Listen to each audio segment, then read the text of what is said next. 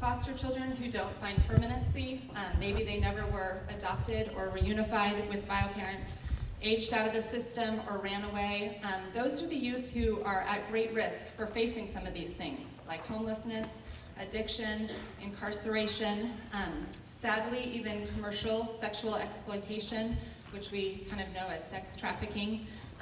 It's estimated here in Seattle that between 60 to 70% of the underage youth who are commercially sexually exploited have spent time in the foster care system.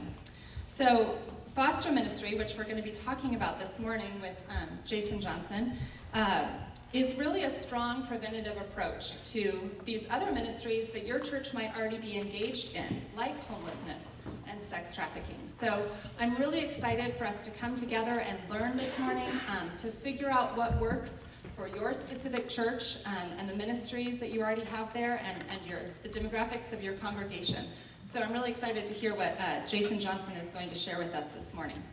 I wanted to tell you briefly about how we at UGM got involved in foster care ministry and what we're kind of doing with that. Got a slide here. So, like Michelle said, about 9 months ago, she handed over an organization that she had started called Harvest Hands Alliance to UGM, and we started what we call the Foster Support Faith Alliance. Which is wordy, but we wanted to make sure that all those words got into that title.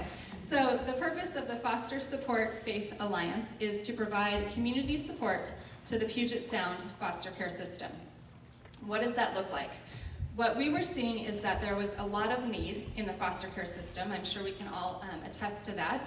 And we were also, because we work in church development at UGM, we were also seeing that there were a number of churches who wanted to get involved but didn't quite know how to do that. So that's kind of our goal, is just to build that bridge. And that's why we're so excited to have you all here this morning, kind of building those bridges of getting everybody involved and serving in foster care.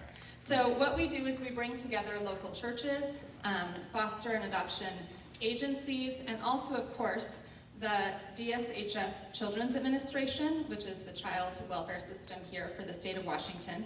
We all come together and find out what are the needs in the foster care system and how can we help to meet those needs. So we meet we have some alliance-wide events like this one this morning where we all can get together and discuss these things and learn from each other and be inspired and empowered.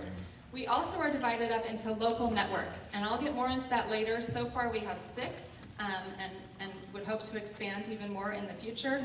But in Puget Sound, we have these local networks. They're all centered around DSHS office locations. So that gives you, the church leaders and volunteers, the opportunity to meet with other church leaders from your same community, to hear from the Children's Administration, DSHS office that's also in your community about what the needs are that are specific to your area, and then to work both individually as churches and collaboratively to try to meet those needs. So it's really exciting. That's also why we've kind of divided you up a little bit this morning in these regional tables. Hope that didn't cause too much confusion. But our job at the Church Engagement Department at Union Gospel Mission is to facilitate opportunities for churches to network together. We really see a great value in being able to learn from each other and in working collaboratively. So that was our hope for today. You'll see on your agenda that Jason Johnson has left times for discussion throughout our seminar this morning, times for table discussion. So we really wanted you to have the chance to meet other leaders from your area, to maybe be able to exchange ideas, to be able to learn from each other, because why reinvent the wheel if somebody, is doing something that's really great and might work for your church as well. We're hoping that you will be able to discuss what we learn from Jason this morning, and then at the end we really hope that you might be able to exchange info with each other, hear what others are doing, all of those things. We have at each table on the back of the sign-in sheet, there's also room to jot down some ideas. Most tables have table leaders. Will you guys raise your hand if you were kind of designated as a table leader?